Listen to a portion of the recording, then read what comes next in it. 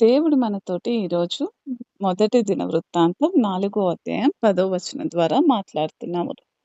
యెబెజు ఇశ్రాయేలీయుల దేవుని గూర్చి మొరపెట్టి, నీవు నన్ను నిశ్చయముగా ఆశీర్వదించి, నా సరిహద్దును విశాలపరిచి, నీ చెయ్యి నాకు తోడుగా ఉండ దయచేసి, నాకు కీడు రాకుండా దానిలో నుండి నన్ను తప్పించుము అని ప్రార్థింపగా, దేవుడు అతడు మనవి చేసిన దానిని అతనికి దయచేసెను.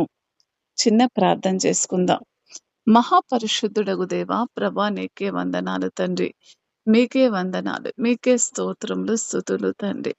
మహాగణుడవైన దేవా, ప్రభా మరి మా పట్ల మీ చిత్తాన్ని తండ్రి ప్రభా, మరి మా అందరితో కూడా సూటిగా మాట్లాడమని మరి ఎంతో ఘనముగా ప్రభా మరి యెబెసు యొక్క మాటలతోటి మాతో ఈరోజు మరి సూటిగా మాట్లాడుతున్నారు తండ్రి ప్రభా. మరి అదే విధముగా అనేక భాగముల నుంచి లేఖనాలలో మరి తోటి మాతో మాట్లాడి మమ్మల్ని సరిచేసి, హెచ్చరించి, ఆదరించి నీ బలమైన వాక్యముతో నింపమని బతిమాలుకుంటున్నాను. యేసు నామములో ప్రార్థిస్తున్నాను తండ్రి. ఆమేన్. ఆమేన్.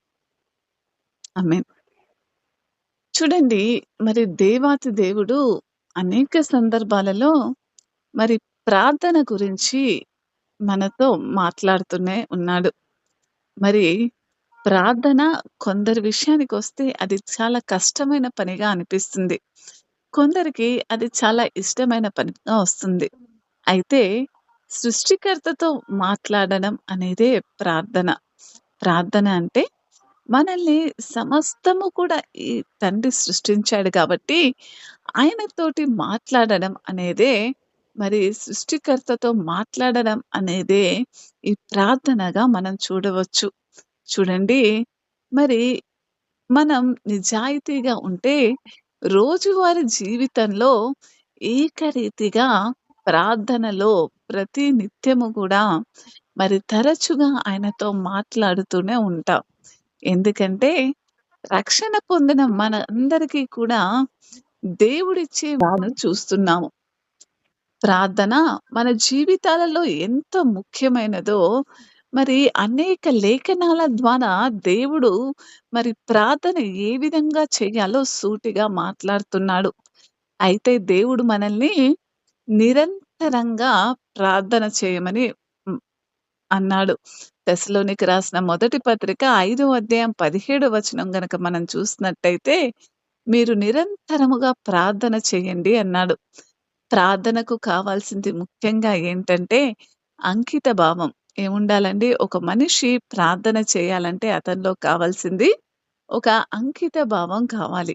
ఈ విధంగా ప్రభువు మాట్లాడుతూ మత్తయి సువార్తలో ఈ శిష్యులు ఏ విధంగా ప్రార్థించాలి ప్రభువా అని అడిగినప్పుడు, కాబట్టి మీరిలా ప్రార్థించండి అని తెలుపుతూ, పరలోకమందున్న మా తండ్రి, నీ నామమును పరిశుద్ధపరచబడును గాక, నీ రాజ్యము వచ్చును గాక, నీ చిత్తము పరలోకమందు నెరవేరునట్లు భూమి యందును నెరవేరును గాక.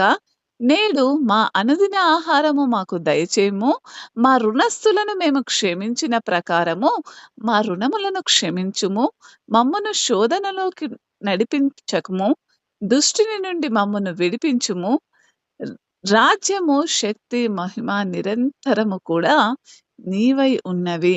ఆమేన్ అనే ఈ ప్రార్థనను దేవుడు మనకు ఎంతో స్పష్టంగా మాట్లాడి తెలపడం జరిగింది. అయితే చూడండి, దేవుని తండ్రి మరి అంటే మరి యేసుక్రీస్తు అయిన ఒక తండ్రి అయిన మరి యెహోవాను మనం చూస్తున్నప్పుడు, ఆయన మనతోటి దేవుని ప్రణాళిక మన జీవితాలలో ఏ విధంగా ఉండాలో ఎంతో స్పష్టంగా చక్కటి ప్రార్థనలో మనకు సూచిస్తూ ఉన్నాడు. చూడండి, మొదట మరి ఈ ప్రార్థన యెబెజు చేసిన ఈ ప్రార్థనకి ఎంతో దగ్గరగా ఉంటుంది. యెబెజు ఏమంటున్నాడండి? ఎంతో స్పష్టంగా తండ్రి తనను నేర్పించిన పరలోక ప్రార్థనకు అతని ప్రార్థన ఎంత చక్కగా మరి అది ఆ 2 కూడా ఓవర్‌లాప్ ఏ విధంగా అయ్యాయో చూద్దాం చూడండి. యెబెజు ఇశ్రాయేలు దేవుని గురించి మరి అక్కడ ఏమంటున్నాడు? తండ్రి అయిన దేవుడు పరలోకమందున్న తండ్రి అని సంబోధిస్తూ ఇక్కడ ఎబెజు కూడా అతని ప్రార్థనను అదే విధంగా మొదలుపెట్టాడు. ఏమంటున్నాడు? ఇశ్రాయేలు దేవుని గూర్చి మొరపెట్టి, నీవు నన్ను నిశ్చయముగా ఆశీర్వదించు.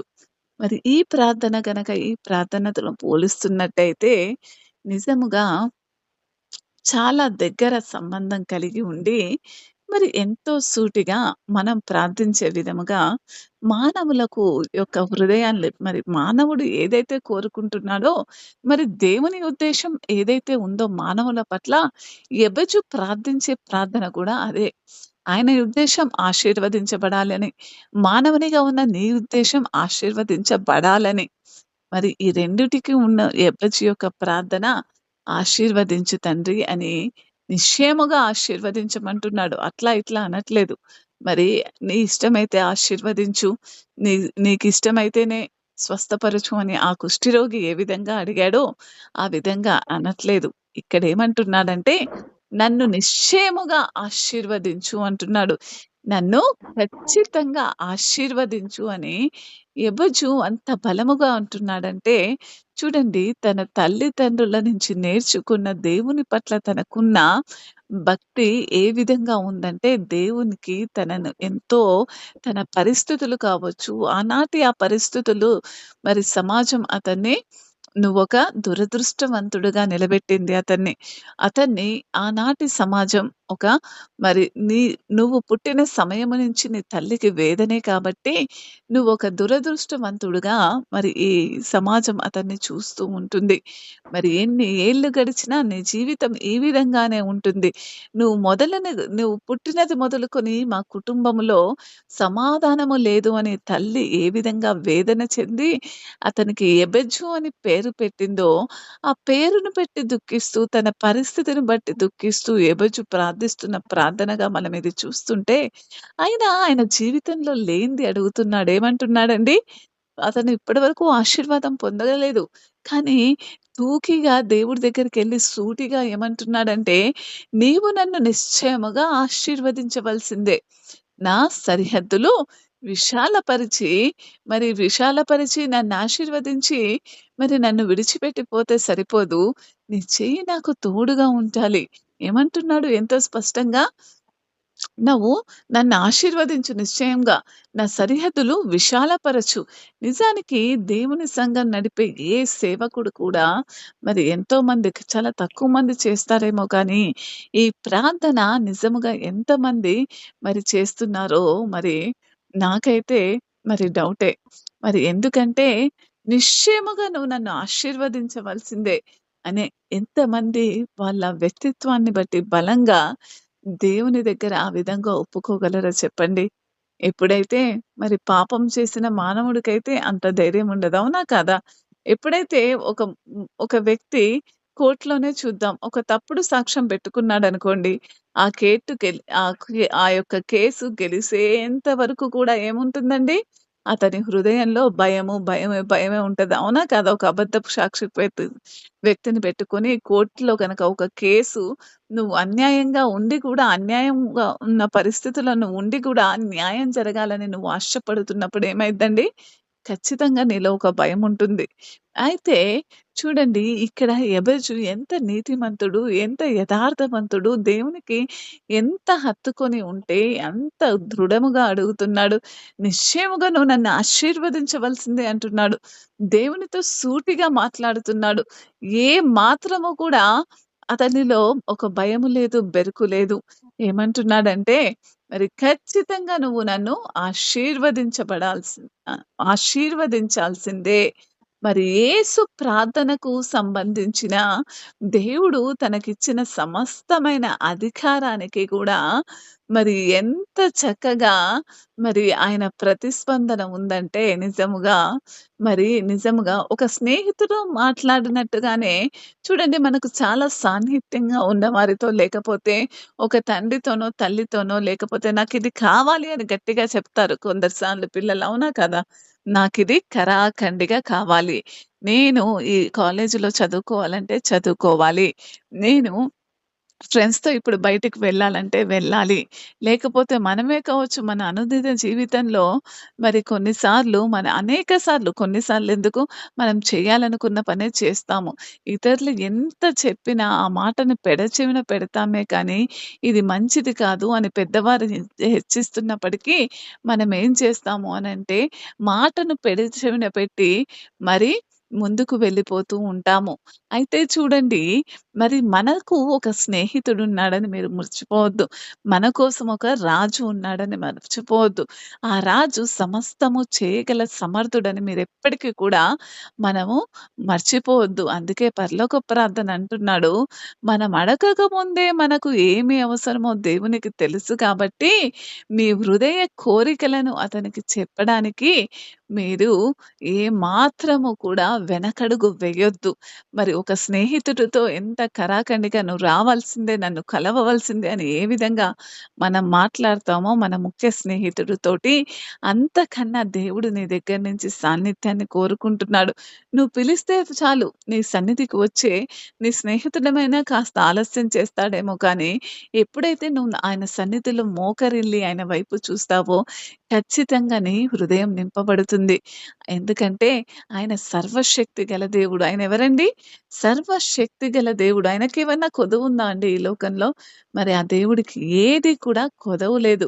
సమస్తము కూడా చేయగల సమర్థుడైన ఆయన సర్వజ్ఞుడ దేవుడు. నీ జీవితంలో ఏదైనా సమస్యొచ్చిందనుకో, ఆయన దగ్గర నుంచి నువ్వు జవాబు పొందొచ్చు. కీర్తనకారుడు 139 కీర్తన 1 వచనంలో అంటూ ఉంటాడు. ఆయన సర్వజ్ఞుడవు దేవుడు. ఆయన ఇంకోటి సర్వాంతర్యామి. ఆయన నిన్ను చూస్తున్నాడు, నన్ను చూస్తున్నాడు. ఈ లోకాన్నంతటిని కూడా ఆయన చూస్తూనే ఉన్నాడు. ఇక్కడుంటాడని, అక్కడుంటాడని అనుకోవద్దు.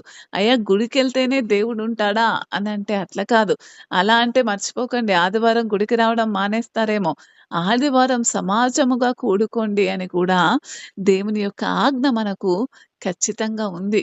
మరి సమాజంగా కూడుకున్నప్పుడు మనకు సహవాసం దొరుకుతుంది. మరి ఆ నిత్యుడగు దేవుడు అంటే ఎల్లప్పుడూ కూడా ఉండేవాడు ఆయన. మరి ఆత్మ స్వరూపి అయిన దేవుడు. అవునా? కాదా? ఆయన మరి అన్నిటికన్నా ముఖ్యమైనదంటే ఆయన ఏ మాత్రము పాపము లేని పరిశుద్ధుడు. మరి ప్రేమామయుడైన ఎంత పాపము చేసిన పాపినైనా ప్రేమించగల సమర్థుడు. మరి అదే విధంగా ఇవన్నీ ఒక పక్కన పెడితే, అదే విధంగా ఆయన ఏ మాత్రము కూడా పాపాన్ని సహించని ఉగ్రుడు, రౌద్రుడు అన్నది కూడా మనం గుర్తుంచుకోవాలి. ఏంటండి మన తండ్రి యొక్క లక్షణాలు? సర్వశక్తిమంతుడు, సర్వజ్ఞుడు, సర్వం సర్వాంతర్యామి, నిత్యుడు, ఆత్మస్వరూపి, పరిశుద్ధుడు, ప్రేమామయుడు, పవిత్రుడు, ఉగ్రుడు, అదావిధంగా అన్యాయము చేస్తే నీలో పాపముంటే ఏమాత్రము సహించని రుద్రుడు. కాబట్టి మనము కూడా ఆయన మాదిరిగానే ఆయన రూపంలోనే జీవించాలని ఆశపడుతున్న మనము ఈ దేవుణ్ణి చూస్తున్నామంటే సమస్త పోలికలు కలిగిన దేవుడిగా అసలు నీకు ఆయన సన్నిధికి నువ్వు పరిగెత్తుకొని వస్తే నీకు ఏది కూడా కొదవుండదు. ఉంటదా? అసలు మరి చూడండి మన నాన్న, అమ్మో మరి ఒక కలెక్టరో లేకపోతే మంచి స్థానంలో ఉన్నప్పుడు లేకపోతే ఏదో విధంగా ధనవంతులైనప్పుడు అతనిలో ఉన్న విశ్వాసము మరి ఆ ధనవంతుని యొక్క కుమారుడికి మరి రేపటి దినాన్ని గురించి ఏమన్నా చింతుంటదా అండి? అసలు ఏమాత్రం గూడా చింతుండదు. మరి ఏ విధంగా దె మరి రేపటి గురించి చింత లేకుండా ప్రతి దినము గూడా ఎప్పుడైతే వాళ్ళ నాన్న మళ్ళీ పిలిచి, "ఏంటి నువ్వు ఉద్యోగం చేయవా? మరి మన తర్వాత తరములు ఏమైపోతాయి?" అన్నప్పుడే ఉద్యోగం గురించి ఆలోచిస్తాడేమో గానీ, నిజంగా మరి మనము గూడా అంత ఉన్నతమైన స్థానంలో దేవుని చేత ప్రత్యేకించబడిన బిడ్డలముగా మనముంటున్నాము. మన తండ్రి సర్వాధికారి, సర్వాంతర్యామి అని గుర్తుంచుకున్నాడు. అందుకే అంత బలముగా దేవుణ్ణడుగుతున్నాడు చూడండి. ఎంత చక్కగా అడుగుతున్నాడంటే, నిశ్చయంగా నువ్వు నాకు కావలసిందే. నువ్వు నన్ను నా నా పక్షాన నన్ను ఆశీర్వదించాల్సిందే. ఆ ఆశీర్వాదం కూడా ఏం చేయాలో ఎంత స్పష్టంగా మాట్లాడుతున్నాడు చూడండి. ఆయన సరిహద్దులన్నీ కూడా ఏం చేయాలంట? విశాలపరచాలంట. ఎంత చిన్నగా మన జీవితం కావాల్సినయన్నీ అడుగుతున్నాడు చూడండి. మనమైతే తండ్రి మాకు పిల్లల్నియ్యి, తండ్రి మాకింక అది, తండ్రి మనకిది, మరి నా పిల్లల్ని చూసుకో, నాకు డబ్బులియ్యి, నా అప్పులు తీర్చు ఇవన్నీ అడుగుతామేమో గానీ, ఆ సమస్తము కూడా ఒక్కటే మాటలో అంటున్నాడు. నేను ఈరోజు చిన్న ఇల్లులో ఉన్నానేమో, నా సరిహద్దులన్నీ కూడా విశాలపరచు. నా చుట్టూ ఉన్న ప్రాంతాలన్నీ విశాలపరచు. ఒక సంఘ కాపరి చేయవలసిన ప్రార్థనండి. ఎవరు చేయవలసిన ప్రార్థన? ప్రతి విశ్వాసి కూడా చేయవలసిన ప్రార్థన. మరి ముఖ్యంగా ఒక సంఘ కాపరి చేయవలసిన ప్రార్థన. నన్ను నా సరిహద్దులు విశాలపరిచి, మరి పరిచయంతో సమస్తం కూడా పరిచావు. మరి ఒక తండ్రి, లోకరీత్యమైన తండ్రి, మనం గూడా పిల్లల్ని కలిగి ఉన్నాం కదా! మరి లోకరీత్యంగా తండ్రులుగా, తండ్రుల స్థానంలో ఉన్న మనము, మన పిల్లలకు స్కూలుకి పంపించేసి, వాళ్ళకి కావాల్సింది ఇచ్చేసి ఊరుకుంటామా అండి? ఊరుకోము. ఒకవేళ పెద్దయ్యి వివాహం చేసిన తర్వాత కూడా వాళ్ళు ఎలాగా ఉన్నారో, మరి అత్తారింటికి పిల్లని పంపించి 10 ఏళ్ల తర్వాత కూడా ఆ తల్లి, తండ్రి హృదయము, మరి ఆమె అక్కడ ఏ విధంగా జీవిస్తుందో, ఒకవేళ సమస్తము సుఖంగా ఉంటే నిశ్చింతగా ఉంటారు. అయినప్పటికీ ఆ బిడ్డ పట్ల వాళ్ళకున్న ప్రేమ కానీ, వాళ్ళకున్న సమస్తము కానీ, వాళ్ళ ఏ అవసరతలొచ్చినా మళ్ళీ ముందు వాళ్ళే నిలబడతారు. అవునా కాదా? మరి నిజముగా మరి ఏ విధంగా అయితే లోకరీత్యమైన మనుషులమైన మనము శారీరకంగా పుట్టిన పిల్లల పట్ల మరి అంతటి బాధ్యత కలిగి ఉంటామో, మరి మరి సర్వాంతర్యామి, మరి మనకన్నా ఎక్కువ ప్రేమ కలిగిన దేవుడు, మనల్ని ఎంతగానో ప్రేమించే దేవుడు. మరి చూడండి ఆయన ఇంకెంతగా మనల్ని, మరి అందుకనే ఏమంటున్నాడు, మరి అది తెలుసుకున్న ఎబెజు, మరి దేవుని యొక్క గుణాన్ని తెలుసుకున్న ఎబెజు ఏమని ప్రార్థిస్తున్నాడంటే, నీ చెయ్యి నాకు తోడుగా దయచేసి నీ చెయ్యి నాకెప్పుడు తోడుగా ఉండాలని మొరపెట్టుకుంటున్నాడు. నన్ను హ్మ్, ఏ మాత్రము కూడా నన్ను వదలకూడదు అని ఎంతో సూటిగా దేవుణ్ణి బతిమాలుకుంటున్నాడు.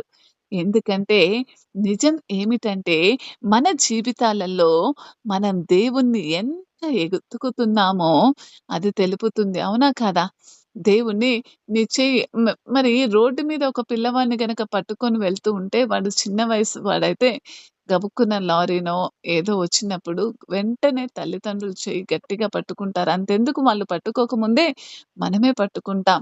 కానీ ఇక్కడ ఎబజ్ ఏమంటున్నాడు, "నీ చెయ్యి నన్ను విడిచిపెట్టకు." మా వి మా పాప ఉంటుంది బ్లెస్సీ. ఏమంటుంది అదొక్కటే రూమ్‌లో ఉండడానికి దానికి భయమనమాట. "అమ్మా నువ్వు నన్ను వదిలెళ్ళకంటది. అమ్మా నువ్వు నన్ను రూమ్‌లో ఒక్కదాన్ని వదిలెళ్ళకంటది. నువ్వెందుకు వదిలెళ్ళిపోయావంటది."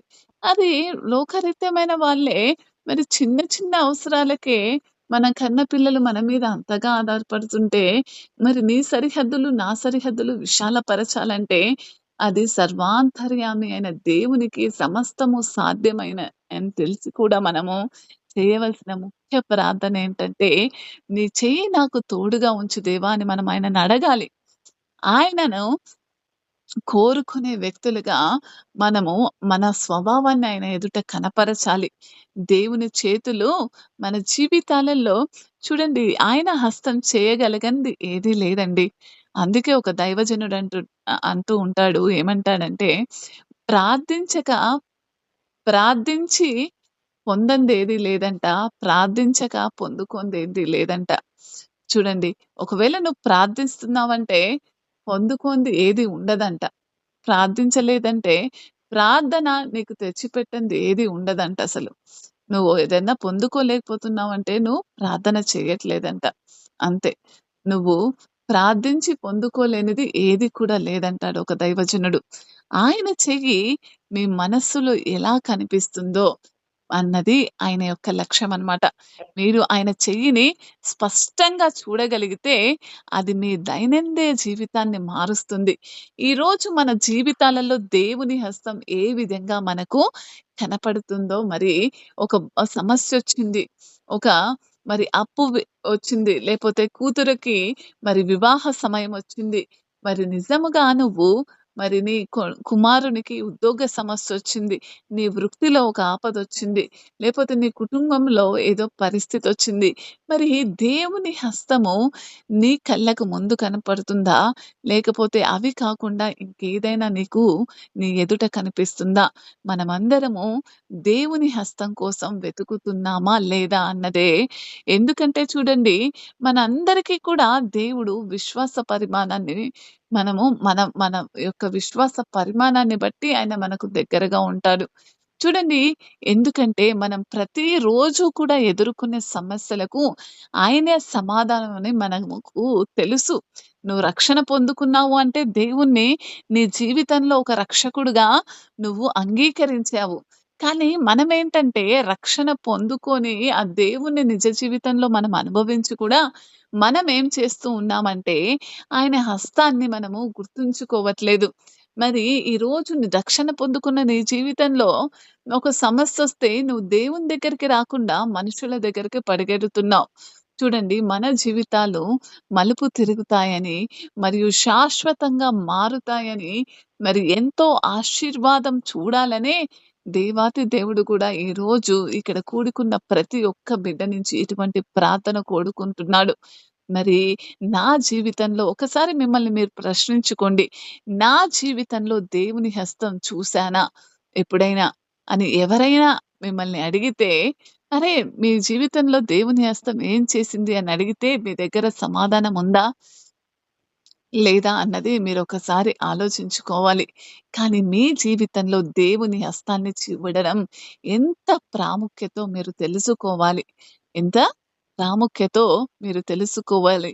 మీరు ఎప్పుడైతే అటువంటి ప్రాముఖ్యతను మీరు తెలుసుకుంటారో, మరి అప్పుడే మీరు ఆయన సన్నిధికి, ఆయన హస్తాన్నెప్పుడు కూడా చూడగలుగుతారు.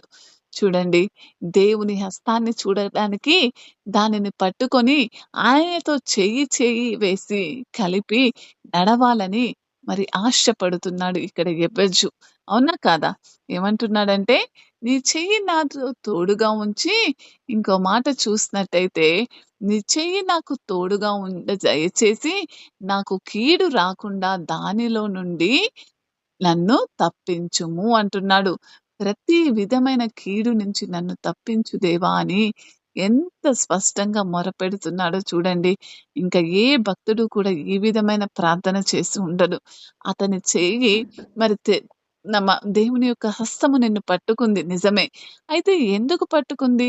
ప్రతి క్షణము కూడా ఆయన నిన్ను నడిపిస్తూ మరి నిజానికి మరి ఆయన హస్తము నుంచే నిన్ను ప్రతి దానిలో కూడా మరి దేవుని యొక్క హస్తము మన పక్షాన చేయగల సమర్థతను దేవాతి దేవుడు ఈరోజు మనకిస్తున్నాడు. ఆ చెయ్యిని, దేవుని యొక్క హస్తాన్ని నువ్వు ఏ విధంగా చూస్తున్నావు? దేవుని యొక్క హస్తాన్ని నువ్వు ఒక గొప్ప సాక్షిగా చూడగలుగుతున్నావా లేదా? దేవుని యొక్క హస్తాన్ని నీ జీవితంలో మరి మోషే చూడగలిగాడు. మరి యెహోషువ చూడగలిగాడు. ఆనాడు ఇశ్రాయేలు ప్రజలు చూడగలిగారు. మరి తర్వాత పౌలు భక్తుడు చూడగలిగాడు దేవుని యొక్క హస్తం యొక్క మరి గొప్ప లక్షణాలని. మరి ఆ విధంగా ఉన్న వారు చూడగలిగినప్పుడు మరి ఏలీయా చూడగలిగాడు. మరి నిజముగా ఇంకా దావీదు చూడగలిగాడు. మరి కొన్ని సమయాలలో దేవుడు పక్షాన ఉంటే నిజంగా ఎంత విజయం కలిగిద్దో అనేకులైన కుమారులు కూడా మరి చూడగలిగారు. కానీ నిజానికి నువ్వు చూడగలుగుతున్నావా లేదా? ఒకసారి నిన్ను నువ్వు పరీక్షించుకో. ఆయన రెక్కలు నిన్ను కప్పినప్పుడు ఆ వెచ్చదనాన్ని నువ్వు పొందుకోగలుగుతున్నావా? నువ్వు పొందుకున్న ఆ వెచ్చదనము మరి నువ్వు జ్ఞాపకం ఉంచుకుంటున్నావా? ఆయన నీ జీవితంలో చేసిన అనేక మేలులను, మరి ఆ విస్తారమైన భద్రతను మరి ఆయన కాపాడుతూ వచ్చిన నీ జీవితంలో ఆయన హస్తమును నువ్వు ప్రతి క్షణము కూడా మరి గుర్తుంచుకోగలుగుతున్నావా? చూడండి, దేవుని హస్తము అనేక భక్తుల పట్ల అనేక మేలులు జరిగించింది. అవునా కాదా? యెహోషువ ఏం చేశాడండి? చరిత్రలోనే జరగంది చేశాడండి. సూర్యచంద్రులను ఆపాడు. షడ్రకు, మెషక్, అబేద్నెగోలు అగ్నిలోనికి వెళ్ళుటకు చూడండి, ద అక్కడ దేవుడు వారిని అగ్నిగుండంలో పడివేసే పరిస్థితి వారి జీవితంలో వచ్చినా కూడా దేవుని హస్తం వారికి తోడుగా ఉంది. దానియేలు సింహము గుహలోకి వెళ్ళినప్పుడు వారి విశ్వాసము మరి దేవునికి అనుగుణంగా నిలిచింది.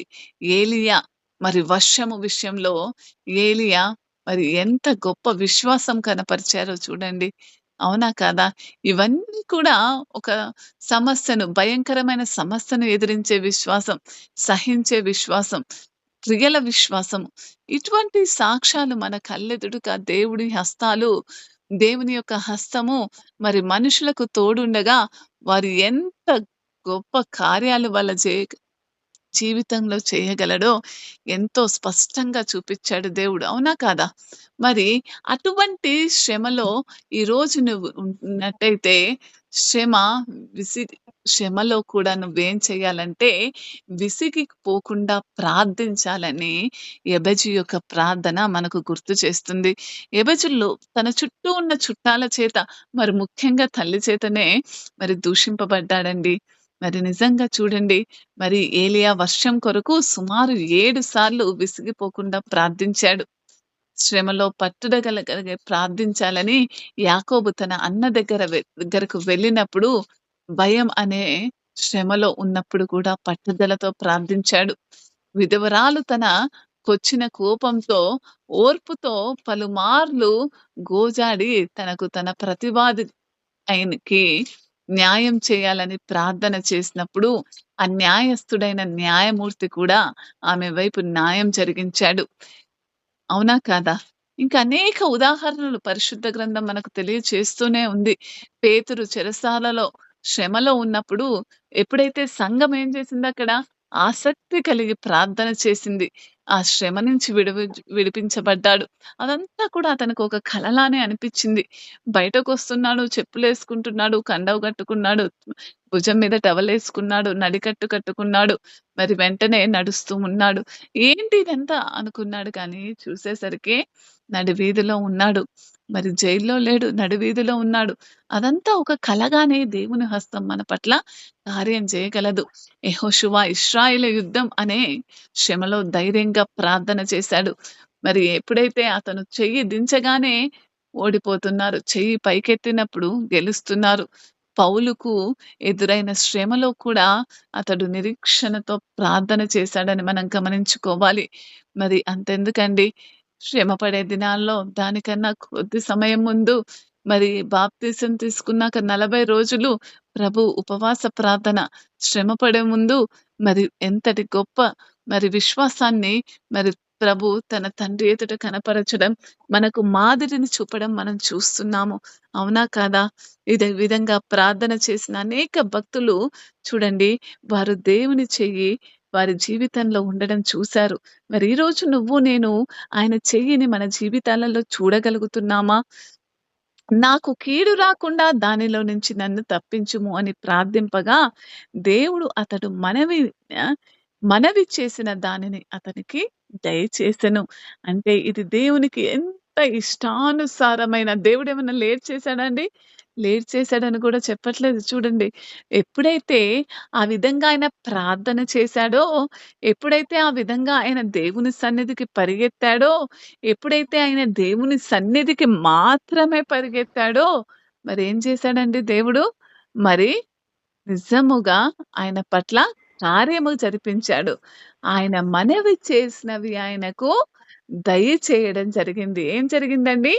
ఆయన మనవి చేసినవి ఆయనకి దయచేయడము జరిగింది. చూడండి, దేవాతి దేవుడు మన జీవితాలలో ఆయన చెయ్యి వేయడానికి ఆయన సమర్థవంతుడైన దేవుడు. ఆయన నీతిమంతుడు. నువ్వు నీతిమంతుడిగా ఉండి నీ చిత్త ప్రకారము కాకుండా ఆయన చిత్త ప్రకారం నువ్వు చేసే ప్రతి ప్రార్థనను కూడా ఆయన నిజముగా ఏం చేస్తాడండి? నిజముగా ఆ మనవిని అంగీకరించి, ఆ మనవిని దేవుని సన్నిధిలో ఉంచి, ఆ మనవిని ఎప్పుడైతే మీరు మరి దేవుని సంతోషపరిచిన వారిగా మీరున్నప్పుడు, దేవుడు మీ మనవులను అంగీకరించేవాడిగా ఉంటున్నాడు. చూడండి, మరి ఎందుకు మీరు ఆ విధమైన ప్రార్థన చేయలేకపోతున్నారు? మరి ఏంటి మనం ఎక్కడ తప్పిపోతున్నాము అని అనుకుంటున్నట్టయితే, నీకు మీ హృదయములలో దేవుడు ఒక మాట స్పష్టంగా మాట్లాడుతున్నాడంటే ఏంటంటే, కీర్తనకారుడు ద్వారా 51 కీర్తన 12 చరణం. 51 కీర్తన 12 చరణం. నీ రక్షణానందమును నాకు మరల పుట్టించుము. సమ్మతి గల మనస్సు కలగజేసి నన్ను దృఢపరచుము. మీలో చాలా మంది కూడా బలహీనమైన హృదయం కలిగిన వారుగా ఉంటున్నారంట. అంటే క్రైస్తవులమంటే క్రైస్తవులమే కానీ, ఆ రక్షణానందము మీలో లేదంట. అసలు క్రైస్తవుని ఎందుకు పుట్టించాడండి? దేవునిలో మనమున్నామంటే ఎల్లప్పుడూ కూడా ఆనందం మన ఇంట్లోనే ఉండాలి. ఏముండాలి? ఒక క్రైస్తవ కుటుంబంలో నీ ఆర్థిక పరిస్థితులు ఏ విధంగా ఉన్నా, నీ సమస్యలు ఏ విధంగా ఉన్నా, దేవాతి దేవుడు నీ కుటుంబంలో పెట్టిన సమాధానము, నీ హృదయంలో రక్షణ అనుభవము, దాని ద్వారా నువ్వు పొందుకున్న సంతోషము మాత్రము అదే రీతిగా ఉండాలి కానీ, ఈరోజు మనము మరి ప్రభు మనకిచ్చిన రక్షణ యొక్క రక్షణను మనం గ్రహించుకోవట్లేదు. ఈ లోకరీత్యమైన వాటివే సమస్యలే ఆ రక్షణను డామినేట్ చేసేసి, మన జీవితాలలో అవే కనిపిస్తున్నాయి కానీ, ఆయన రక్షణను మనం చూడలేకపోయే పరిస్థితుల్లో ఉంటున్నాడు. అందుకే కీర్తనకారుడు అంటాడు 16 కీర్తన 7 వచనంలో ఏమంటాడండి? నాకు ఏమంటారు చెప్పండి? నాకు రక్షణకర్తయకు మరి యెహోవానే నేను ఆనుకుంటున్నాను. మరి మన జీవితాలలో నిజముగా నాకు రక్షణకర్త నాకు ఆలోచన చెప్పు యెహోవాను నేను స్తుతించెదను. రాత్రియందు నా హృదయములు నాకు బోధించుచున్నవని మాట్లాడుతూ మరి ఎంతో చక్కగా మరి ఆ మాట అంటూ ఇంకా ఏమంటున్నాడంటే, దావీదు భక్తుడు దేవుడు తన జీవితంలో మరి ఆయన మరి దేవాతి దేవునికి ఇచ్చిన పరిస్థితిని జ్ఞాపకం చేసుకొని, మరి దేవాతి దేవుడు ఆయనకిచ్చిన ఉన్నతమైన స్థానాన్ని ప్రతిసారి జ్ఞాపకం చేసుకొని, దావీదు తన జీవితంలో దేవుణ్ణి ఒక మార్గదర్శకత్వంగా పెట్టుకున్నాడు. ఏమంటున్నాడు? ఒక మార్గదర్శకత్వంగా పెట్టుకొని 16 కీర్తన చూడండి. ఒకసారి 16 కీర్తన 7 వచనం గనక మనం చూసినట్టయితే 16 కీర్తన 7 వచనం గనక మనం చూసినట్టయితే, నాకు ఆలోచనకర్త అయిన యెహోవాను స్తుతించెను. రాత్రి గడియలలో నా అంతరంద్రములు నాకు బోధించుచున్నవి. మరి ఎందుకు మనము దేవుని చెయ్యి చూడలేకపోతున్నామంటే, ఇక్కడున్న చాలా మంది ఏదో ఆదివారం వస్తేనే దేవుణ్ణి స్తుతిస్తున్నారేమో గానీ, మరి మనకు ఆలోచనకర్త దేవుడు ఇది అది కాదండి. సమస్తము నువ్వు నీ జీవితంలో ఏది చేయాలనుకున్నా ఆయన నీకు ఆలోచనకర్తగా ఉంటాడు. నాకు ఆలోచనకర్తమైన యెహోవాను స్తుతించెదను. రాత్రి గడియలలో నా అంతరంగములో నాకు బోధించుచుండెను అంటున్నాడు. నీకు ఆలోచనకర్తవైన యెహోవాను నువ్వు స్తుతించాలి అని దేవుని యొక్క మాటలు మనతో ఎంతో స్పష్టంగా మాట్లాడుతుంది. ఏమనాలంట మనము? మనము కలిగి ఉన్న ఆ ఆలోచనకర్త అయిన యెహోవా చూడండి మన జీవితాలలో హ్మ్. డెసిషన్ మేకింగ్ సిట్యుయేషన్స్ కొన్నొస్తాయి. అవునా కాదా? మరి ఏ కోర్స్ తీసుకోవాలి? ఏ స్కూల్‌లో జాయిన్ అవ్వాలి? ఏ కాలేజ్‌లో జాయిన్ అవ్వాలి? ఏ ఆటో కొనుక్కోవాలి? ఏ కారు కొనుక్కోవాలి? ఏ ఇల్లు కొనుక్కోవాలి? ఏ విధంగా కట్టుకోవాలి? ఇలాంటి ఈ అనుదిన జీవిత విషయాలలో అన్నిట్లలో కూడా మనము దేవుని పైన ఆధారపడడం అనేది మనము నేర్చుకోవాలి. నీ సమస్య ఏదైనా నువ్వెప్పుడైతే మనుషుల దగ్గర నుంచి ఆలోచన కోరుకుంటావో మరి దేవాతి దేవుడిని నువ్వు మరి అనుసరించి, మరి దేవాతి దేవుని దగ్గరికి ఎళ్ళినప్పుడు ఆయనే నీకు ఆలోచనకర్తగా ఉంటాడని దేవుని యొక్క మాటలు ఈరోజు దేవుడు ఎంతో స్పష్టంగా నీతో మాట్లాడుతున్నాడు. మరి ఎందుకు ఉంటాడు అనంటే మనం ఆయన గొర్రెలమండి. ఆయన గొర్రెల కాపరి. అవునా కాదా? గొర్రెలు ఏ విధంగా ప్రవర్తిస్తాయి? గొర్రెలకి ఎటెళ్ళాలో తెలియదు, ఏ మేత మేయాలో తెలీదు, ఎక్కడ తినాలో తెలీదు, ఎవరితో ఉండాలో కూడా తెలీదు. అటువంటి వారిని దేవాతి దేవుడు నిజమే అవునా కాదా? మనం ఆలోచన రహితులం. అసలు ఆలోచన అనేది మరి అయ్యగారు చెప్పినట్టు నిజముగా మనము రక్షణ పొందుకున్న నాటి నుంచి మనము మన మనస్సు చెప్పే మాటలు వినకూడదు. మరి హృదయం అన్నిటికన్నా మోసకరమైనదేమంటుంది? హృదయం అన్నిటికన్నా మోసకరమైనదంట. నువ్వెక్కడ తప్పిపోవు. నీ హృదయాలోచనలే చూడండి. ఇశ్రాయేలు ప్రజలు దేవుడు అనేక సూచనలను వాళ్ళని జరిపిస్తూ, వాళ్ళు కాళ్ళకు వేసుకున్న చెప్పులు కూడా అరగకుండా, వాళ్ళు తొడుగుకున్న బట్టలు కూడా మాసికకు వేయకుండా, వాళ్ళు వయసు పెరుగుతున్నా ఇంకా అనేక దినములు ఒక లాండ్రీ అనేది లేకుండా, మరి ఉతికే అవసరం లేకుండా, చెప్పులు కొత్తయి కొనుక్కునే అవసరం లేకుండా, మరి దేవుడు చేసే కార్యాలు చూస్తే తెలిసిపోద్దండి. అసలు ఈ ప్రకృతిని చూస్తే తెలిసిపోద్ది ఆయన యొక్క సర్వోన్నతుడి యొక్క శక్తి. కానీ మనమేం చేస్తూ ఉంటున్నాము, దేవాతి దేవుడి ఉనికిని కనుక్కోలేని పరిస్థితుల్లో మనము. ఎందుకంటే మనము మన ఆలోచనలో ఆయన చేతికి ఇవ్వట్లేదు. ఆయన కంట్రోల్‌లో ఉంచట్లేదు వాటిని. మనమేం చేస్తున్నాము, మనమే కంట్రోల్ చేయాలని మరి మనమే దాని మీద అధికారం తీసుకొని, ఆ అధికారాన్ని మరి ఎవరికిస్తున్నాము? ప్రతిసారి కూడా ఇశ్రాయేల్ అనేక కార్యాలు చూపెరిచాడు. దేవుడు వాళ్ళ కళ్ళ ఎదుట. మరి ఎర్ర సముద్రం చీలిపోవడము, మరి హ్మ్. చేదు నీటిని తీపి నీటిగా మార్చడము, బండ నుంచి మరి నీరుని తెప్పించడము, మరి దేవదూతలు తినే ఆహారాన్ని మన్నాను కురిపించి ప్రభా మరి మన్నా మాకు బోరు కొట్టిందంటే పూరిళ్ళ పక్షుల్ని ప్రభా మరి మాంసాహారమే కావాలంటే దాటిని వారికొచ్చిన ప్రతి సమస్యను తీరుస్తూ వచ్చిన దేవుణ్ణి బట్టి అనేక మారులు వాళ్ళు మరి ఆలోచనలలోనే ఏం అయ్యారండి? ఆలోచనలలోనే తప్పిపోయారండి. ఎప్పుడైతే మనం క్రైస్తవులుగా ఉంటున్నామో, మనం మన సొంత ఆలోచన అస్సలే వాడొద్దు. ఏం వాడొద్దు? మరి మనం సొంత ఆలోచన అస్సలే వాడొద్దు.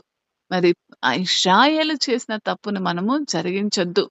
ప్రార్థనలో నిరంతరము దేవుని వైపు తిరిగిన దావీదు ఏం చేశాడు చూడండి. సౌలుకి, దావీదుకి ఏం వ్యత్యాసం ఉందో చూడండి. మరి పడిపోయినా లేవాలని చూసే దేవుడు. లేస్తున్నప్పుడు మన చెయ్యి పట్టుకొని లేపే దేవుణ్ణి కలిగి ఉన్నాము. పడిపోయిన సౌలు లేవాలని అనుకోలేదసలు. మరి అదే పాపంలో మళ్ళీ మళ్ళీ ఇంకా దిగజారిపోతున్నాడు. పాపంలో ఒక్కసారే పడిపోమండి. పాపంలో మెల్లగా జారిపోతాం మనము. తప్పు ఒక్కసారే చెయ్యము. ఎవరు గూడా. మరి యవ్వనస్తులు కావచ్చు, ప్రేమలో పడటం కావచ్చు, ఇంకా వ్యభిచారం కావచ్చు, ఈ తప్పులన్నీ కూడా మనకు పాపంలోకి మళ్ళీ మెల్లగా జారడమే జరిగిద్ది. ఒకరోజు మాట్లాడతాం, రెండో రోజు మాట్లాడతాం, తర్వాత ఆల్ నైట్ కాలింగ్ జేస్తాం. అంటే ఆల్ నైట్ ప్రేయర్ లాగా రాత్రంతా మాట్లాడతాం. మరి ఆ మాటలు మెల్లగా ప్రేమ, తర్వాత వివాహము, తర్వాత మరి దేవునికి ఇష్టం లేని కార్యాలను మన జీవితాలలో అనుకరిస్తూ మరి అదలా జరిగిపోతూ ఉంటుంది. ప్రార్థనలో ఎప్పుడైతే మరి వీటన్నిటిని కూడా జయించాలంటే మనము ఆలోచనకర్త అయిన యెహోవాని మరి మనం ఎప్పుడైతే ప్రార్థిస్తూ పడుకుంటామో, ఈ వాక్యం ఇంకోటి కూడా గుర్తు చేస్తుంది. ఈరోజు ఇక్కడ ఈ సన్నిధిలో అక్కడ హ్మ్. సంఘంలో కూడుకున్న వాళ్ళు గూడా మరి అనేక మారులు దేవుని సన్నిధిలో మోకరిల్లి ప్రార్థించకుండానే పడుకుంటున్నారంట. ఏం జేస్తున్నారంట? నువ్వు క్రైస్తవుడివే. కానీ నిజంగా చెప్పు, ఎప్పుడు నువ్వు లేసినప్పుడు నీ కాళ్ళు మోకాళ్ళ మీదుండి నువ్వు ప్రార్థన చేశావా లేసిన వెంటనే? మరి పడుకునే వెంటనే మోకరించి ప్రభుకి ఆ రోజుని బట్టి కృతజ్ఞతాస్తుతులు చెప్పి మరి ప్రార్థన చేశావా? చేసి పడుకున్నావా? మరి అటువంటి ప్రార్థనా జీవితం కలిగి ఉండాలని దేవుడు ఈరోజు మరి హెచ్చరిస్తున్నాడు. మన జీవితాలలో దేవుని యొక్క జ్ఞానము, ఆయన యొక్క మార్గదర్శకత్వం వెతకడం ఎంత ముఖ్యమైనదో మరి ఎబెజు వెతికినట్టు మనం వెతుకుతున్నామా లేవా? నిరంతరము దేవుని సన్నిధి, ఆయన సలహా మన హృదయాలకు, మన జీవితాలకు ఎంతో ముఖ్యమండి. ఒక ధనవంతుడున్నాడండి. సమస్తము కూడా నష్టపోయాడు. ఒక జీరో ప్లేస్‌కు వచ్చేసాడు. ఈయన సాక్ష్యము నేను చదివిందిది మీకు ఈరోజు చెప్పాలనుకుంటున్నాను. మరి, మరి ఎప్పుడైతే మరి మోకరిస్తున్నాడు, ప్రార్థిస్తున్నాడు, అన్నీ అప్పులైపోయాయి. సమస్తము కూరుకుపోయాడయ్యా అప్పుల లోపల. లోన్స్ ఉన్న వాళ్ళందరూ కూడా వచ్చేసారు.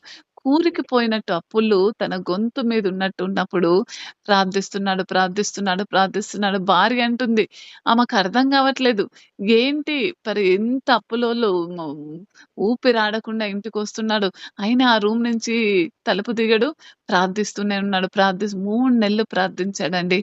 మరి మూడో నెల ఆఖరి రోజున దేవుడు మాట్లాడి అన్నాడంట, "నీకిప్పుడైతే డబ్బులు లేవు గానీ, నీ దగ్గర ఎంత డబ్బులుందో, ఏ విధంగా డబ్బులు తెస్తావో తెచ్చి ఆ భూమి కొనమని ఒక స్థలాన్ని చూపిచ్చి, ఆ స్థలం నువ్వు కొను నీ సమస్య తీరుతదన్నాడంట."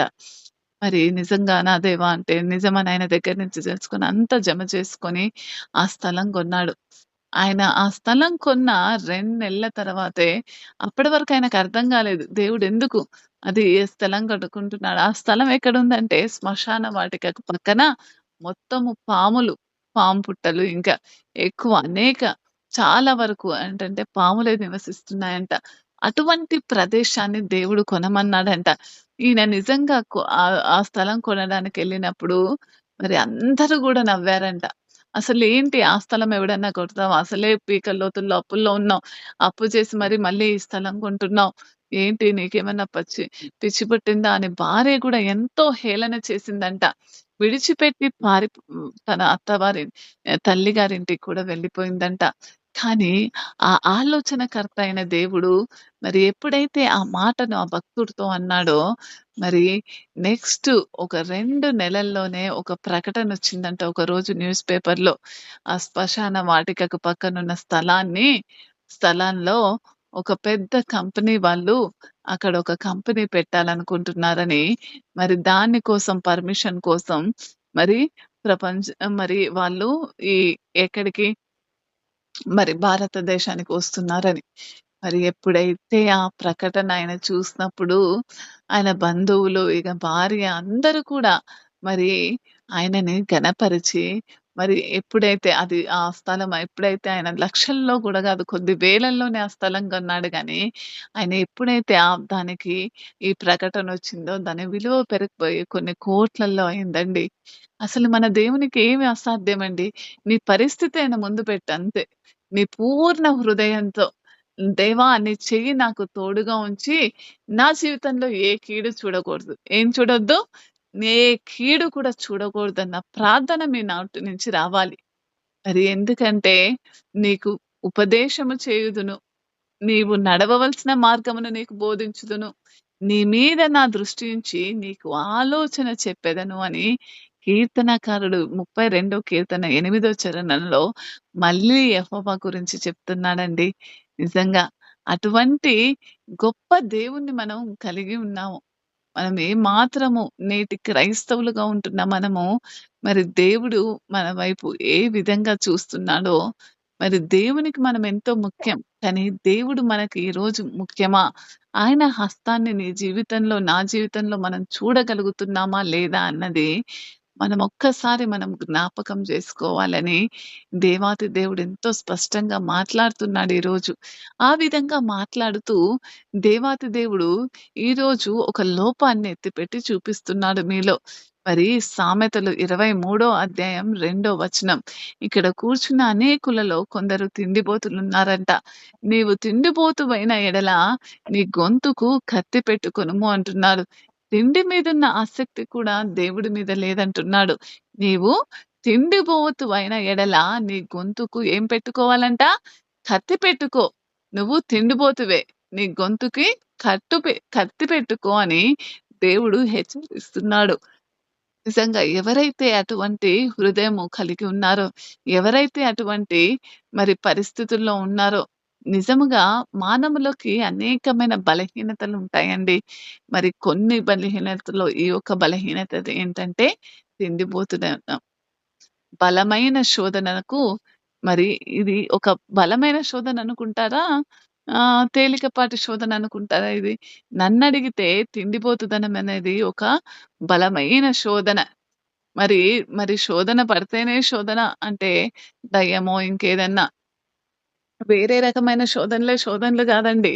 మరి దానికన్నా అదన్నా ప్రార్థన చేస్తే పారిపోతదేమో గానీ, ఇది నీ మనసు మారితేనే పారిపోద్ది. విడిచిపెడతది నిన్ను. అవునా కదా? అదైనా భక్తుల ప్రార్థనలకు ఆయన లోబడినప్పుడు ఎళ్ళిపోద్దేమో గానీ, తిండిపోతుదనమనేది ఎంత హీనమైన శోధనంటే, మంచి ఆహారాన్ని మరి తినాలని, లేకపోతే తాగాలని, మరి ఎప్పుడైనా మరి సమస్తము కూడా రుచి చూడాలని, చక్కటి భోజనం కొరకు ఉన్న ఉత్సాహము వేరే వాటి మీద మనల్ని ఏముంచదండి, మరి మనసు పెట్టనీయదు.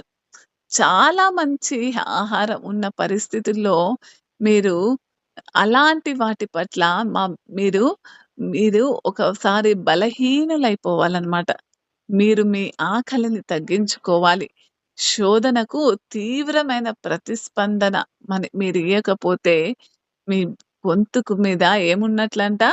కత్తి బెట్టుకోండి. మరణశిక్ష విధించుకున్నట్లుగా మీరు మీ ఆహారాన్ని నియంత్రించుకోవాలని ఈ వచనం చెప్తుందనమాట.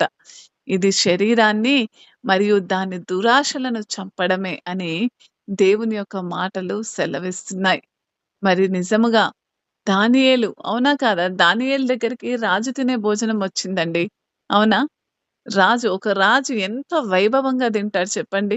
ఏ మాత్రము కొదువ లేకుండా ఆ 10,000 మంది బానిసలకు కూడా మరి ఎవరినైతే యవ్వనస్తులను బబులోను రాజ్యానికి తీసుకొచ్చారో వారందరికీ కూడా మరి రాజు తినే భోజనమే పెట్టమన్నారు. అవునా? అతడు నిజముగా అటు రాజు తినే భోజనమే పెట్టమన్నప్పుడు ఏమన్నాడండి? మరి ఏ మాత్రము కూడా వెనకాడలేదు. దానియేలు.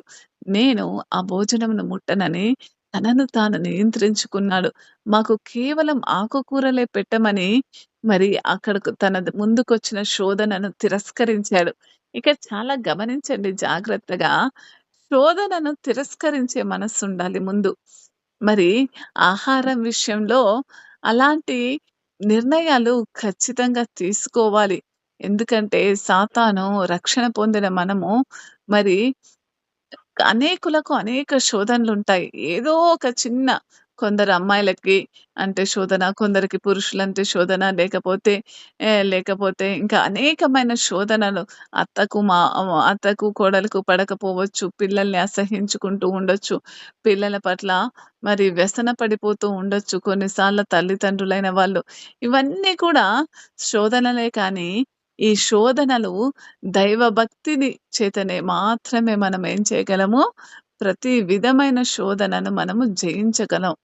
పౌలు తన శరీర కోరికలను తన నియంత్రణలో ఉంచుకోవడానికి కట్టబడి ఉండి పౌలు భక్తుడు ఏమంటున్నాడంటే కొరింథీయులకు రాసిన పత్రిక తొ మొదటి పత్రిక 9వ అధ్యాయం 27వ వచనం చూడండి.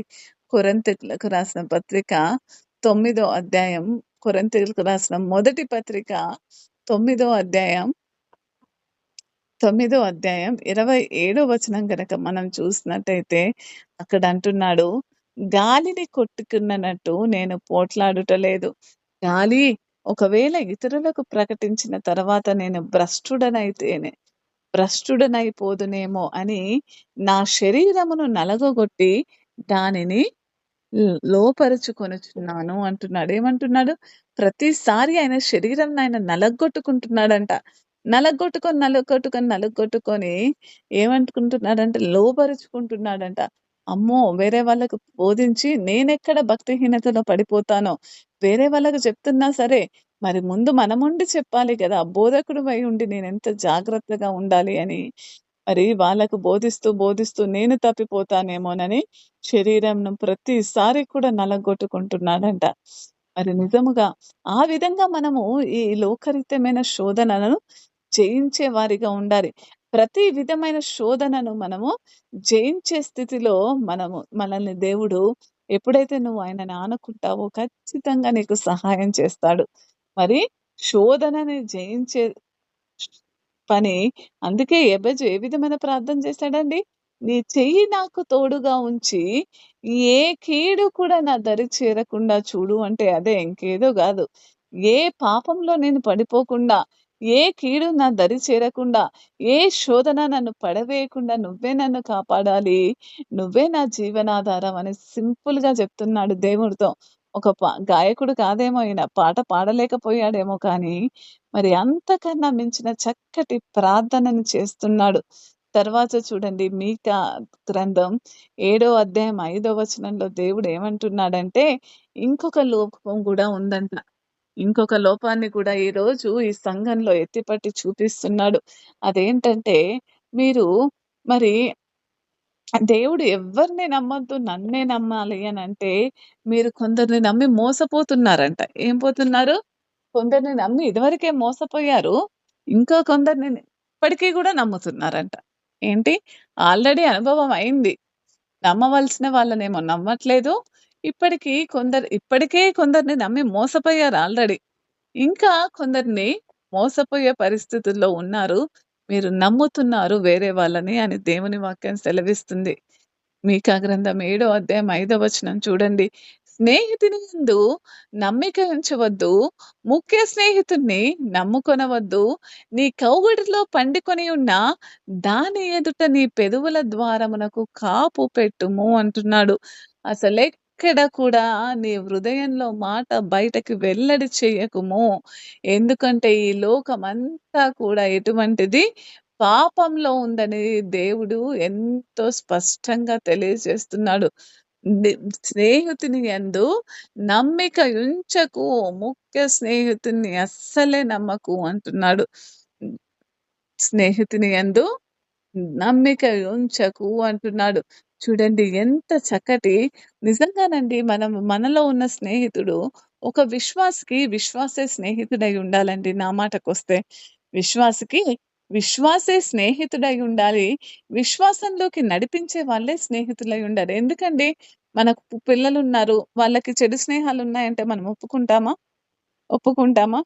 వాళ్ళకి మీ కుమారుడు ఇంట్లో జరిగిందంతా ఎళ్లి బయట వాడికి చెప్తున్నాడు.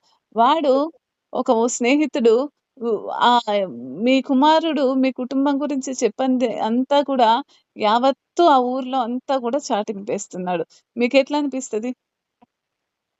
ఎట్లా అనిపిస్తది? మంచిగా అనిపిస్తదా? ఎవరికి కూడా సంతోషం గదా! ఒక ఎప్పుడైతే మరి మీరు దేవుణ్ణి కాకుండా ని దేవుణ్ణి గాకుండా ఎవరు నమ్ముతున్నారిక్కడ? దేవుణ్ణి కాకుండా మరి ఎప్పుడైతే దేవుణ్ణి కాకుండా మనుషుల్ని నమ్ముతారో మీరు ఖచ్చితంగా మోసపోతారని దేవుని యొక్క వాక్యం సెలవిస్తుంది. ఏమిస్తుందండి? దేవుని యొక్క వాక్యము సెలవిస్తుంది. ఎవరిని నమ్మొద్దంట? ముఖ్య స్నేహితుడిని అస్సలే నమ్మొద్దని దేవుని యొక్క వాక్యం సెలవిస్తుంది.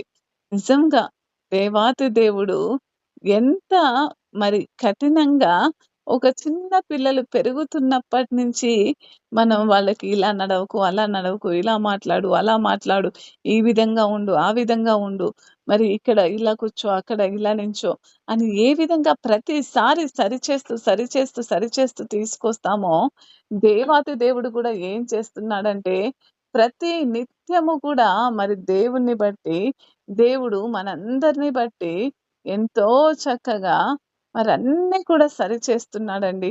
మన ప్రతి మాటను మన ప్రతి ప్రవర్తనను స్నేహితులు గావచ్చు, ఇంకా ఏదైనా గావచ్చు ప్రతీది కూడా మన జీవితంలో ఎవరుండాలి? ఎవరుంటే మనకు మేలు? ఎవరు దూరంగా ఉంటే మనకు మేలు? ఎవరు మనతో నడిస్తే మేలు? మరి భార్యతో ఏ విధంగా ఉండాలి? కూతురుతో ఏ విధంగా ఉండాలి?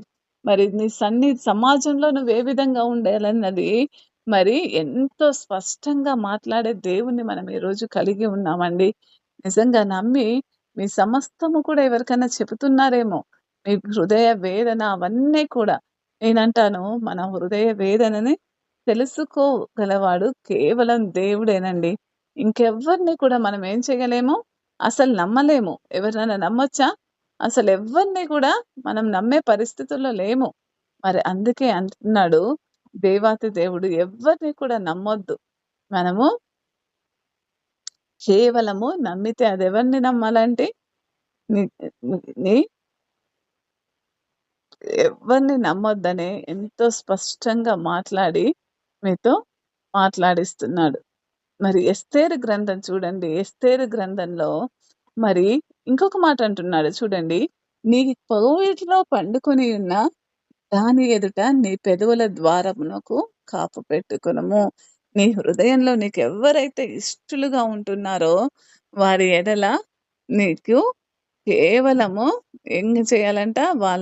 వాళ్ళని ఎదుటని పెదవులు మాత్రం ఎప్పుడు కూడా విప్పి, నీ హృదయ రహస్యములను ఎవ్వరి ఎదుట కూడా బయట పెట్టొద్దని ఎంతో చక్కగా తెలియజేస్తున్నాడు. ఏమంటున్నాడు దేవుడు? నీ హృదయ రహస్యములను ఎవ్వరికి కూడా మరి విడవకు, ఎవ్వరికి కూడా చెప్పకు అంటున్నాడు. నిజంగా నిన్నటి వరకు మీరెవరితోటన్నా సూటిగా మరి ఇది మరి నమ్మి మోసపోయి అనేక డబ్బులిచ్చి మోసపోయిన వాళ్ళున్నారు. కొన్ని మాటల చేత మరి కొన్ని కుటుంబాలే కోల్పోయే పరిస్థితిలో మనము గాయపడిన హృదయాలు అవునా కాదండి? మాటలతోటే ఒక మాట ఇటు అటు మాట. మరి అటువంటి పరిస్థితులు కూడా ఎన్నో మనం జీవితంలో అనుభవించి ఉండొచ్చు. మరి ఇతరులని నమ్మడం అనే అంశం మీదే మరి దేవాతి దేవుడు రా దావీదు ద్వారా మరి కీర్తనకారుడు కూడా అన్నాడు. మీకా గ్రంథమే కాదు. మనుష్యులను నమ్మడం కంటే ప్రభువును ఆశ్రయించడం మేలని, రాజులను నమ్మడం కంటే ప్రభువుని ఆశ్రయించడం మేలని. మనుషులను నమ్మొద్దంట, రాజులు నమ్మొద్దంట. అదాయన అనుభవం నుంచి మాట్లాడుతున్నాడు. మరి నిజంగా అవునా కాదా? పాపులైన ప్రజలు మరి మనల్ని ఎప్పుడూ కూడా కింద పడేయాలనే చూస్తూ ఉంటారండి. నిజంగా.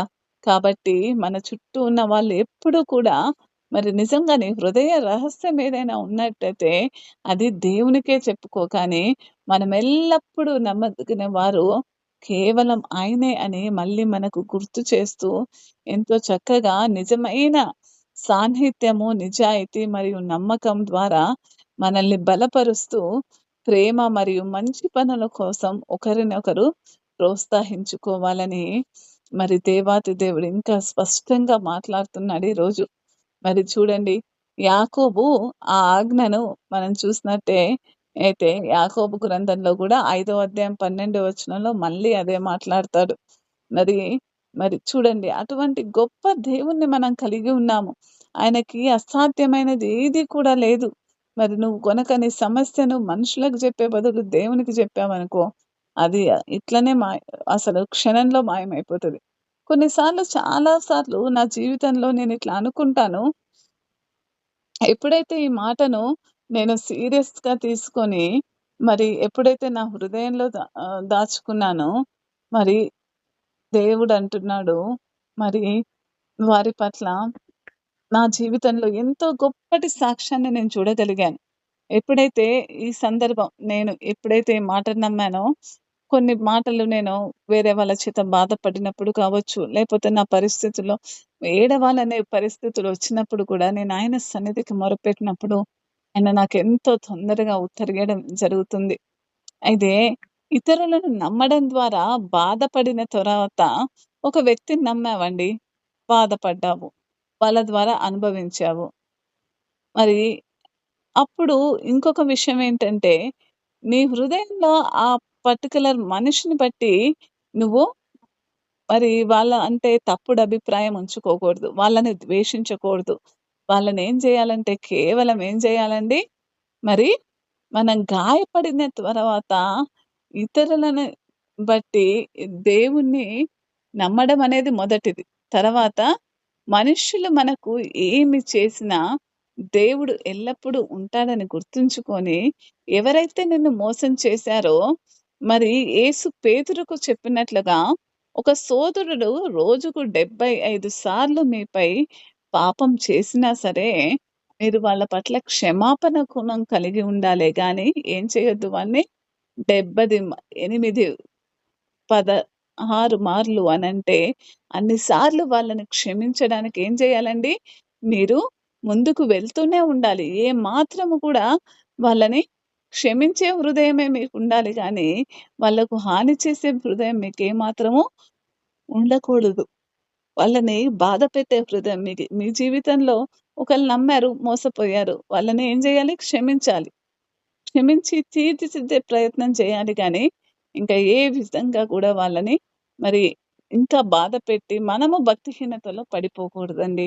అది దేవుడు సెలవిస్తున్నాడు. ఎస్తేరు రాసిన పత్రిక 2 అధ్యాయం 15 వచనం.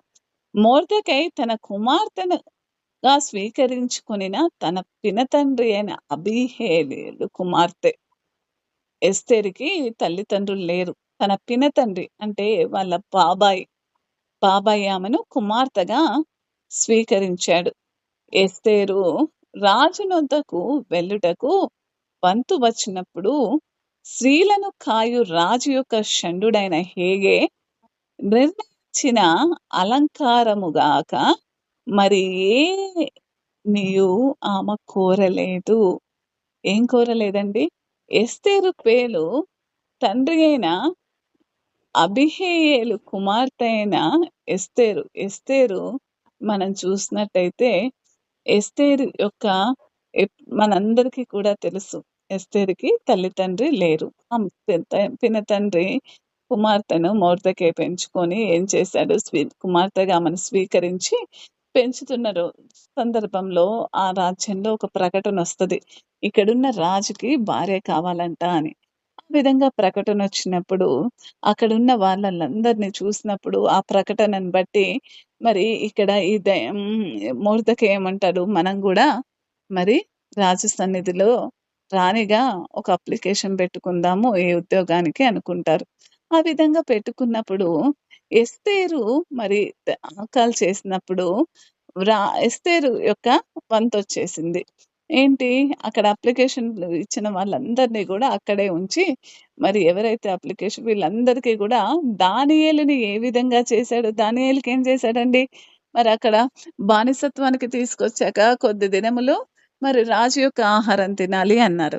ఇక్కడేం జరుగుతుంది, వీళ్ళు అంతఃపుర స్థానానికి మరి ఆమె రాణి స్థానానికి ఎన్నుకోబడబోతున్న స్త్రీలు కాబట్టి వాళ్ళు వాళ్ళ వాళ్ళ సౌందర్యము కాదు, ఇంకా అధికమైన సౌందర్యం కలిగి ఉండాలని కొద్ది రోజులు ట్రైనింగ్ లాగా మరి రాజు సముఖంలో ఒక ట్రైనింగ్, వాళ్ళు తినే ఆహారము, వాళ్ళు అలంకరణ ఒక ట్రైనింగ్ లాగా వాళ్ళకి ఇప్పించి మరి రాజు ఎదుట వాళ్ళని ప్రత్యక్షపరచాలి ఈ సమయంలో. అయితే ఇక్కడ ఏం జరిగిందో చూడండి. ఎస్తేరు రాజునొద్దకు వెళ్ళటకు వంతు వచ్చింది. ఏమొచ్చింది? ఎస్తేరు టైం వచ్చింది. ఇప్పుడు ఏమైంది, అప్లికేషన్లు పడ్డాయి. ఒక ఉద్యోగం వచ్చింది. రాని పోస్ట్‌కి ఉద్యోగం నోటిఫికేషన్ రిలీజ్ అయింది. అప్లికేషన్స్ పడ్డాయి. అప్లికేషన్స్ అంటే ఉన్న వాళ్ళందరూ రాణులుగా అర్హత కావాలి, ఏ స్థానానికి వెళ్ళాలని ఆశపడ్డ వారందరూ కూడా అప్లై చేసుకున్నారు. వీళ్ళందరినీ తీసుకెళ్ళి ఒక రూమ్‌లో పెట్టి వాళ్ళని ప్రతి దినము కూడా పోషించి వాళ్ళకి మంచి రాణులకు ఏ విధంగా స్నానం చేపిస్తారో స్నానాలు, సమస్తమైన అలంకరణలు చేపిస్తూనే ఉన్నారు. అయితే ఎప్పుడైతే ఎగ్జిబిట్ చేసే సమయం వచ్చేసరికి వీళ్ళలో ఒక్కొక్కళ్ళు కూడా వెళ్ళి ఒక రోజున రాజు స్థాన స్వయంవరం లాగా రాజు ఎదుట నడవాలన్నమాట. మరి ఆ రోజు వచ్చినప్పుడు మరి ఎస్తేరు ఏ విధంగా అంటే, ఎస్తేరు ఏదైతే రాజు వీళ్ళందరికీ పైన ఒక అధికారిని పెట్టి, ఈ అధికారి మిమ్మల్ని తయారు చేస్తాడు, ఆయన తయారు చేసినట్టు తయారవ్వండి అన్నప్పుడు ఎస్తేరు ఆమె దగ్గరున్నవి అంటే వాళ్ళిచ్చిన అలంకరణ తప్ప ఇంకేది కూడా కోరుకోలేదండి. ఆ రాజు ఏదైతే ఆ అలంకరణ వేరే వాళ్ళేం జేశారు, వాళ్ళ దగ్గరున్న మరి అలంకరణలు, లేకపోతే వాళ్ళకి మంచి చీరుంటే చీర, నగలుంటే నగలు, ఇంకా వేరేయన్నీ కూడా వేసుకొని మరి ఇంకా అందంగా కనిపించాలని వాళ్ళకై వాళ్ళు తయారైతుంటే, మరి ఈ ఎస్తేరు మాత్రం ఏం చేసిందండి, ఎస్తేరు మాత్రం రాజు రాజు ఏదైతే నియమించాడో ఆమెకి, మరి రాజు యొక్క షండుడైన హేగే మరి ఒక హెడ్‌ని పెట్టేసాడు వాళ్ళందరికి గూడా. ఆ హెడ్ పెట్టిన అలంకారము గాక ఆమె ఏది కూడా కోరుకోలేదండి. మరి ఈరోజు దేవుడు నిన్ను నన్ను కూడా అలానే అనుకుంటున్నాడు. మరి నిజానికి మరి రాజు మరి మనందరికీ తెలుసు, తండ్రి అయిన దేవుడు సంఘమునకు భర్తగా ఉన్నాడు. ఆయన మనల్ని వివాహం చేసుకోవాలనుకుంటున్నాడు. స్త్రీ అయినా, పురుషుడైనా సరే సంఘం ఆయనకు స్త్రీగానే కనిపిస్తుంది. స్త్రీతో పోలుస్తున్నాడు. ఈరోజు ఇక్కడ కూడుకున్న ప్రతి సంఘ బిడ్డ గూడా ఒక పెళ్లి కుమార్తెలాగా ఆయన సన్నిధిలో రాకటి దినాన మరి రాకడ ఎంతో దూరం లేదండి. సూచనలు చాలా దగ్గరగా ఉన్నాయి. అసలు ప్రతి ఒక్క సూచన కూడా బైబిల్‌లో చెప్పిన విధంగానే జరుగుతుంది. చూడండి, మరి రాకడ అతి సమీపంగా ఉంది గాబట్టి, ఈరోజు దేవుడు మనకి వచనం ద్వారా మాట్లాడుతున్నాడు.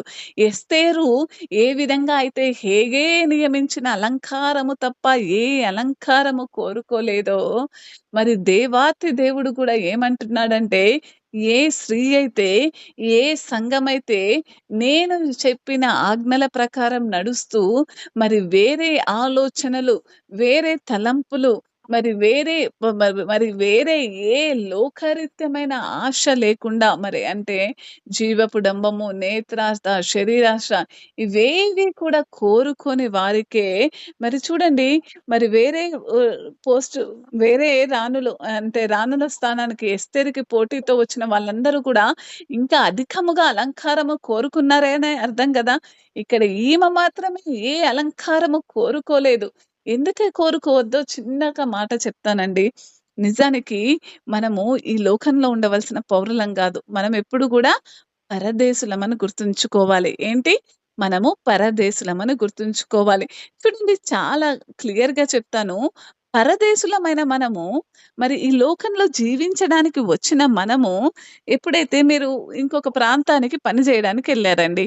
మలేషియాకో, ఇంకేదో ఊరికో, దుబాయ్‌కో ఎక్కడికో పని చేయడానికెళ్లారు. అక్కడ మీరు డబ్బు సంపాదిస్తారా? ఇల్లు కట్టుకుంటారా? అక్కడ మీరు డబ్బు సంపాదించుకొని, భారతదేశంలో ఎక్కడైతే మీ ఊరుందో, అక్కడ ఇల్లు కట్టుకోవడానికి ప్రయత్నిస్తారు. అవునా కాదా? అవునా? లోకరీత్యంగా ఒక దేశానికి ఎళ్ళిన మనము, మరి అక్కడ డబ్బు సంపాదించుకోవాలనే అనుకుంటాం. అక్కడ మనకు టెంపరరీ వీసానా? పర్మనెంట్ వీసానా? అక్కడ టెంపరరీ వీసానే ఉంటుంది. మరి ఈ లోకంలో క్రైస్తవుడిగా రక్షణ పొందిన నీకు, నాకు కూడా ఈ లోకంలో ఉండేదేంటండి? కేవలం టెంపరరీ వీసానే. ఏముందండి? నీకు నాకు కేవలము టెంపరరీ వీసానే మనం తీసుకున్నాము. మనము మన మన సౌభాగ్యము, లేకపోతే మన ఇల్లు, లేకపోతే మన సర్వము కూడా ఎక్కడుందండి? పరలోకంలో, బంగారు ప్రపంచంలో, మరి మూడో ఆకాశంలో ఆయన మన కోసం ఇల్లు సిద్ధపరుస్తున్నాడు. మరి ఈ లోకం మనది కాదు అని తెలిసినప్పుడు, లోకం పరదేశిది అని తెలిసినప్పుడు, వేరే వాళ్ళ ఇంటికెళ్ళామండి. అంతెందుకు, వేరే వాళ్ళ ఇంటికెళ్ళినప్పుడు మనం స్వతంత్రంగా ఉండగలమా? ఉండలేం. వాళ్ళేం చేస్తారో, వాళ్ళేం చూస్తారో అన్నట్టే మనం జీవిస్తూ ఉంటాం. అవునా కాదా? కొద్ది క్షణాలైనా మరి ఏం చేస్తే ఏమనుకుంటారో, మరి ఆ విధంగా ఆ ఇంట్లో ఉన్న దేనిపైన కూడా మనకు అధికారం ఉండదు. మరి ఈ లోకంలో జీవిస్తున్న మనకు కూడా, మరి ఈ లోకంలో ఉన్న దేని మీద కూడా అధికారం ఉండకూడదండి. అధికారం అంటే ఆశ ఉండకూడదు. మరి ఏది కూడా మన జీవితాలను అలంకరించే విధంగా మనము అనుకోకూడదు. ఏది కూడా మన జీవితాలను అలంకరించాలని కూడా మనము అనుకోకూడదండి. దేవాతి దేవుడు అదే అంటున్నాడు.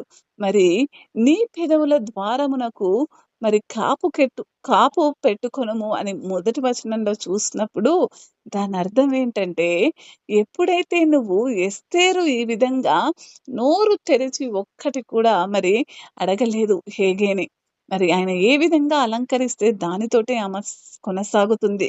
ఎస్తేరుని చూచిన వారందరికీ కూడా, రాజుకే కాదండి, ఎవరికంట? ఎస్తేరుని ఎవరెవరెవరైతే చూస్తున్నారో వారందరికీ కూడా ఆమె మీద ఏం కలిగిందంట? దయ కలిగిందంట. రాజుకొక్కడికే కలిగిందంటున్నాడా? అనలేదు. మరి రాజు విషయంలోనే జరగాల్సింది. ఎస్తేరును చూసిన వారందరికీ కూడా ఏం కలిగిందంట? దయ కలిగిందని దేవుని వాక్యం ఎంత స్పష్టంగా అయితే సంఘంగా, స్త్రీగా, మరి మీరు పురుషుడైనా, స్త్రీగైనా ఈరోజు సంఘంలో జీవిస్తున్న ప్రతి విశ్వాసి కూడా దేవుని సన్నిధికి అలంకరింపబడిన ఒక స్త్రీతోటే సమానం. పెళ్ళికి సిద్ధమైతున్న ఒక వధువుగా ఉన్న సంఘం బట్టి, ఈ అందరికీ కూడా ఆ సంఘం మీద ఆమె ప్రవర్తనను బట్టి ఏం కలగాలండి? దయ కలగాలి. ఆమె ప్రవర్తనను బట్టి ఇష్టము కలగాలి. ఆమె ప్రవర్తనను బట్టి ఘనపరచాలనిపించాలి. ఆమె ప్రవర్తనను బట్టి ఆమెని మరి ఆరాధించాలనబచ్చాలి. ఆమె ప్రవర్తనను బట్టి ఆమెని గౌరవించాలనిపించాలి. ఆ సంఘం యొక్క ప్రవర్తనను బట్టి, అరే! వీళ్ళెంత బాగున్నారు, అరే! వీళ్ళే క్రైస్తవులంటే అని అనిపించాలి. అటువంటి ప్రవర్తన మనకు అలంకారముగా ఉండాలని దేవాతి దేవుడు ఎంతో స్పష్టంగా కోరుకుంటున్నాడు. ఏం కోరుకుంటున్నాడండి? దేవాతి దేవుడు నీకే వన్ ఎంతో స్పష్ట స్పష్టంగా ఉండాలని, అటువంటి అలంకరణ ఉండాలని దేవుడు కోరుకుంటున్నాడని ఎంతో స్పష్టంగా తెలియజేస్తున్నాడు. అదేనండి మరి దేవాతి దేవుడు ఈ విధంగానే మాట్లాడుతూ అంటున్నాడు. నిజముగా ఒక్క క్షణం ఆలోచించండి. మీ ప్రవర్తన ఏ విధంగా ఉంది? ఒక క్షణం ఆలోచించండి. మీ ప్రవర్తన ఏ విధంగా ఉందో ఒకసారి గమనించండని ఎంతో స్పష్టంగా మాట్లాడుతూ అంటున్నాడు. మీరు ఎస్తేరుకి ఏ విధంగా దయ కలిగిందో, మరి మీ ప్రవర్తన ఆ విధంగా ఉంటే, మీ ప్రతి పరిస్థితి కూడా దయ ద్వారా దేవుడు ఉ తీరుస్తాడని ఎంతో చక్కగా మాట్లాడుతున్నాడండి. ఎంతో చక్కగా ఆయన ఏం చేస్తున్నాడు? మాట్లాడుతున్నాడు. ఎంతో చక్కగా దేవాతి దేవుడు మనందరితో కూడా మాట్లాడినట్టుగానే మరి దేవుని యొక్క ప్రతి రూపము మనలో ప్రతిబింబించాలని మరి మరి ఈరోజు స్పష్టంగా మాట్లాడుతున్నాడు. దేవుని యొక్క ప్రతిరూపము మనలో ప్రతిబింబించాలని ఆశపడుతున్నాడు ఆయన అంతే. ఆయన ప్రతిరూపాలేంటండి? ఆయనలో ఉన్న ప్రేమ, ఆయనలో ఉన్న దయాళత్వము, ప్రేమ, మరి ఆయనలో ఉన్న కృప, ఆయనలో ఉన్న మరి శౌర్యము కావచ్చు, రౌద్రము గావచ్చు. రౌద్రం అంటున్నారేంటక్క అని కాదు. ఎక్కడైతే పాపం జరిగిందో ఆ పాపాన్ని అసహ్యించుకునే గుణం నీలో ఉండాలి. ఆ పాపాన్ని బట్టి అసహించుకొని దాని పట్ల బాధపడే వేదన నీలో ఉండాలని దేవాతి దేవుడు తెలియజేస్తున్నాడు. మరి దేవుడు రూపించిన మానవుడికి నిజముగా అతి దేవుడు అంటున్నాడు. ఆయన, ఆయన పోలికలో సృష్టించాడు. ఆయన, ఆయన పోలికలో నిన్ను సృష్టించాడు కాబట్టి దేవాతి దేవుడు ఆయనే మార్గమని, సత్యమని, జీవం అంటున్నాడు కాబట్టి నువ్వు కూడా వేరే వాళ్ళకి మార్గంగా, సత్యముగా, జీవముగా ఉండాలని ఆశపడుతూ మరి నిజముగా మరి ఆయన పోలికని నిన్ను ధరించుకొని మరి ఆయన సన్నిధికి ఒక పెళ్లి కుమార్తె వలె నువ్వు రావాలని దేవుడు ఎంతో స్పష్టంగా మాట్లాడుతూ ఈరోజు ఎంతో స్పష్టంగా అంటున్నాడు. ఒక ఏలియా ధరించుకున్నాడు ఆయన స్వరూపము. ఎలీషా ధరించుకున్నాడు. దావీదు ధరించుకున్నాడు. పౌలు భక్తుడు ధరించుకున్నాడు. నిజంగా అటువంటి స్వరూపము క్రీస్తులో ఉన్న నీవు ఈరోజు ధరించుకోగలుగుతున్నావా? లేకపోతే మరి అదే ఏదో జీవిస్తున్నామా అనుదినము భక్తిహీనత జీవితంలోనే జీవిస్తూ మరి మాట్లాడకుండానే లేకపోతే ఈ లోకానికి దేవుడు ఏదైతే చేశాడో మరన్నిటిని కూడా మనము మరి మరిచిపోయే వారంగా ఉంటున్నామా అన్నది ఒక్కసారి మనల్ని మనం జ్ఞాపకం చేసుకోవాలండి. చిన్నగా మనల్ని మనం ఏం చేసుకోవాలి? జ్ఞాపకం చేసుకొని మన ప్రతి పరిస్థితిని మార్చుకోవాలి మనం. అది కేవలం ఎప్పుడు సాధ్యమైద్దంటే కేవలము ఎప్పుడైతే నువ్వు మరి దేవుని సన్నిధికి చేరి దేవుడి సన్నిధిలో నిలుచుంటావో అది ఖచ్చితంగా మరి ఆయన రూపంలో ఆయనతో సాన్నిధ్యం గడుపుతూ ఎబెజు చేసిన ప్రతి ప్రార్థన దివారాత్రములు పొద్దున సాయంత్రము చేస్తూ ఆయన సన్నిధిలో నువ్వెప్పుడైతే నించుంటావో మరి నీ సరిహద్దులు విశాలపరచబడతాయని దేవుడు ఎంతో స్పష్టంగా మాట్లాడుతున్నాడు. మంచిది.